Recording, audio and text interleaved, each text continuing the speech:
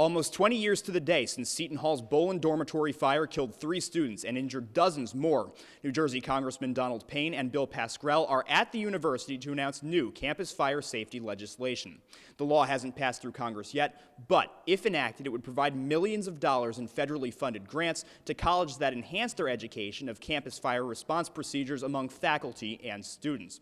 The lawmakers celebrating the initiative joined by a group of Boland fire survivors, looking to ensure that steps are taken across America at other universities to help prevent similar tragedies to the one they lived through at Seton Hall.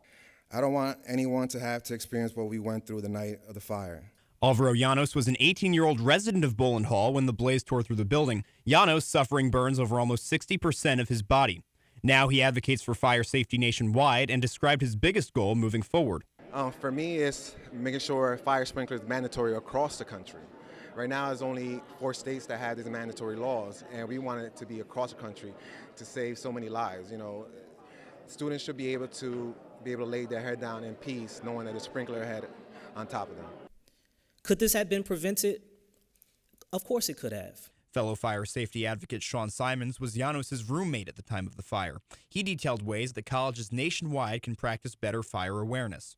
It's important that every college and every university across this country talk about fire safety, put in fire sprinklers, and protect our students.